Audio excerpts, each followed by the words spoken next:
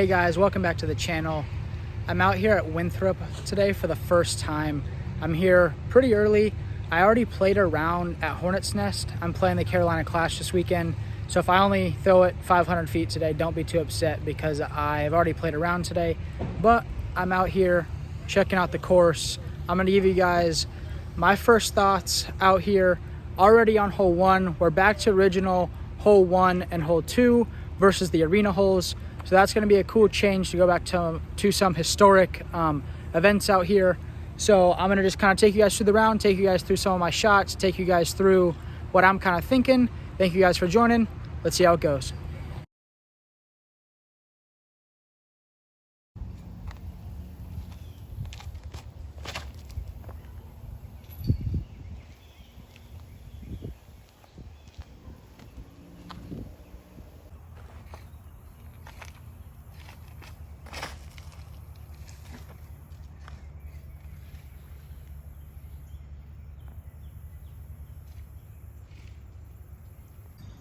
All right, so hole 3, I think that I personally like the change of going back to the original layout. I think it just makes the event feel more prestigious like it has in years past. The other holes that we actually substituted with were good in my opinion. I didn't mind them, but I just think that having these go back to normal is actually pretty good.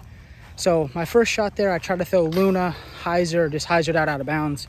Second shot, almost aced it. I'm going to be throwing a mid-range here, just low, gives me a little more control. But overall, I want to give a huge thank you to all of the volunteers out here. There's already people out here shoveling bark.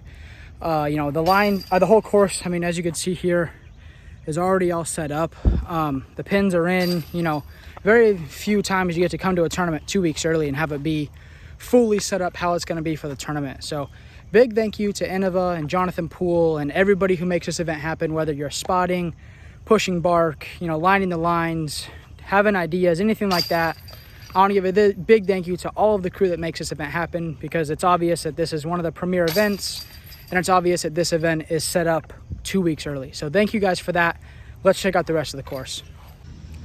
All right, I just got to hole 4 and they moved the tee pad up a good 75 feet this year for us players. So that's going to make a big difference. Before, players were throwing super hard sidearm or like fairway driver, like flip up. I think this year it's going to be more of a mid-range type upshot. I think there's going to be some players, maybe a James Conrad or something like that, who's going to really try to penetrate into it with a T-bird or a disc like that.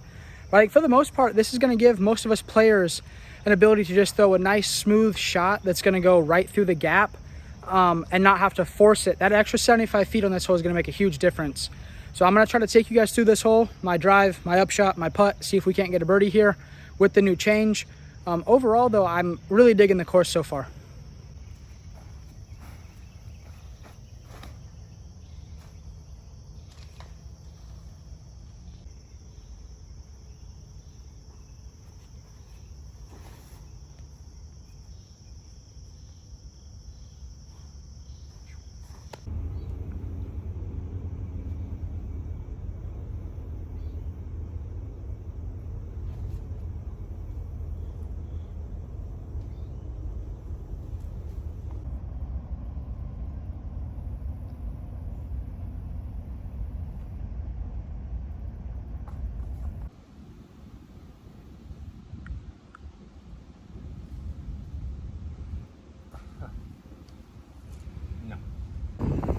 All right, guys, so hole 4, I didn't execute my drive very well. Ray threw a perfect sidearm, threw another pretty good sidearm, and then just ran the putt for the video, went long. Overall, I think it's a good change. It's going to promote scoring difference. I think before there was a lot of 4s and 5s.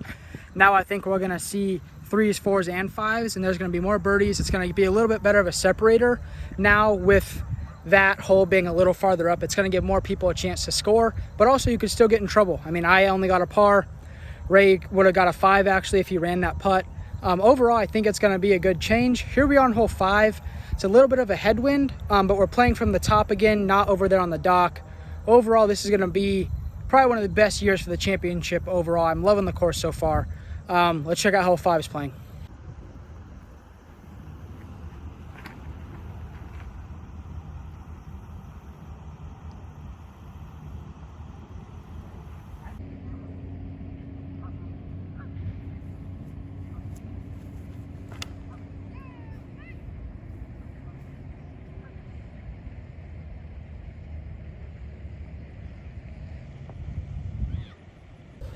So hole 5 right now is playing in a direct headwind. So I threw buzz to the left, buzz, and then I threw a Z extreme as well just to kind of play against the wind.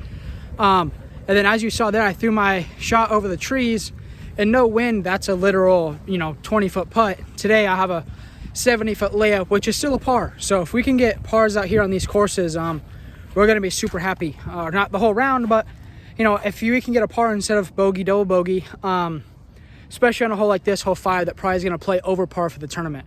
So hopefully I can just keep on trucking through on the course here.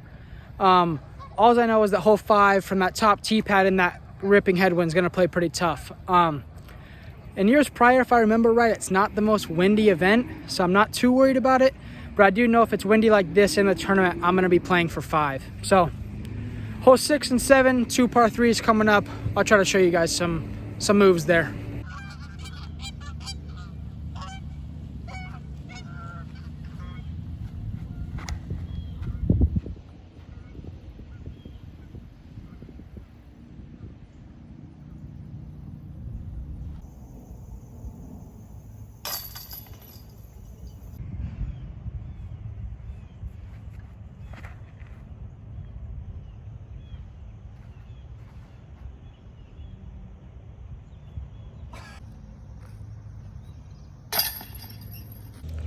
All right, guys, so 6 and 7 are the 2 scoreable par 3s on the course, or at least on the front 9. I was lucky enough to go birdie. I'll catch up with you guys probably on hole 10. That's an eagleable hole. There's Joe. I know that they changed hole 9 this year, but I don't think that there's gonna be too much to talk about there. I think it's just gonna be layup, throw into the island. We're gonna see though. If I do think that it's worth showing you guys, I'll be happy to. But I'm definitely gonna try to go for eagle on 10.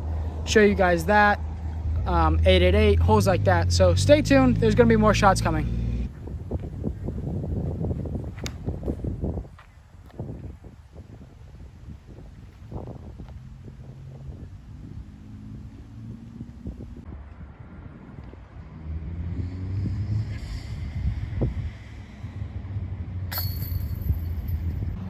Hey guys, we're out here on one of the 2 famous Coliseum holes.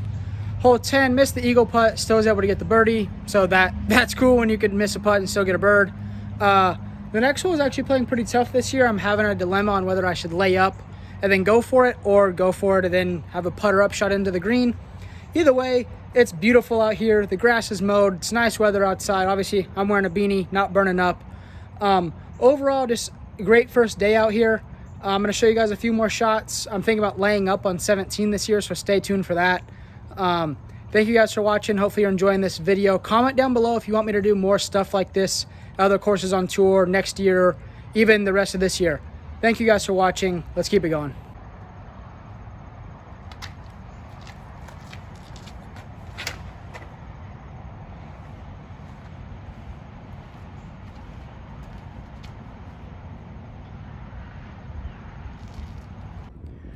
All right, guys, we're out here at 14's basket. Hole 12 is playing exactly the same. 13, they changed the OB line, actually, and now instead of being able to go in between the trees where Nico ran and jumped off the trees like Curious George, you now have to go around that if you want to play it up. And then 14 here is the same. They have the hay bales over here. Just a hyzer down the hill, sidearm, whatever you want to do. But if you sidearm or you're left-handed, you have to go over these. So pretty much just the changes I've showed you so far. Overall, still digging the course. There's some signature rolls coming up though, so I'm going to keep you guys updated there. The double Mando hole, they changed the drop zone there, I know that. But overall, definitely for a first look, I'm enjoying this place and I'm excited for the week to get started.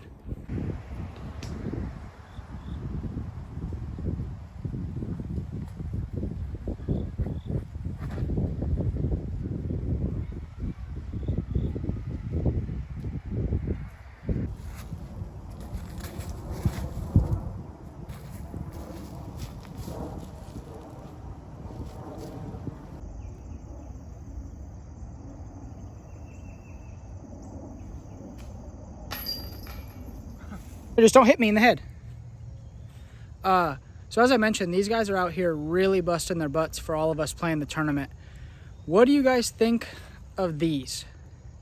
I'm sure that you guys might have seen it on Twitter or Instagram or wherever else, but I'm curious to know your guys' thoughts. Drop it in the comments below. This is hole 16. They have these on, nice shot.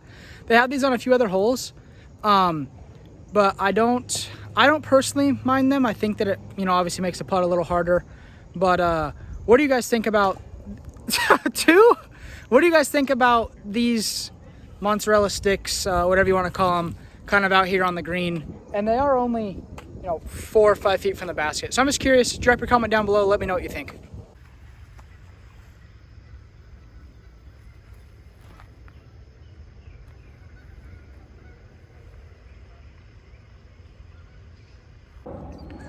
All right, guys, so I played it both ways.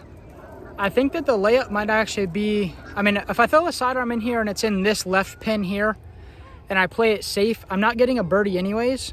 So I might as well lay up, throw it in here, and at worst, I'm going to get a bogey versus possibly getting a 6 or a 7 like I have in years past. If you guys have followed me at all in my Usdgc or tournament career, this has been a hole that every year, sometime I've had a catastrophe happen. So if I can avoid getting a 6, 7, 8, then I'll be better off than years prior, even though sometimes I'll birdie the hole. I think if I get 4 on this hole, 1 round, a 3 the rest, that I'll be well ahead of where I've ever been before. Obviously, I have a week and a half still till tournament time, and I can keep practicing. But I think right now I'm leaning towards the layup just because I think it gives me the best chance to get a 3, and it's only 1 worse than a perfect score pretty much on this hole, which is a 2. So only a few people are going to gain strokes on me on this 1 hole, but I'm not going to be giving many back. So that's my take on it. As of now, I think I'm just going to go putter, and try to make my putt. But we'll see. Maybe throughout the week it'll change.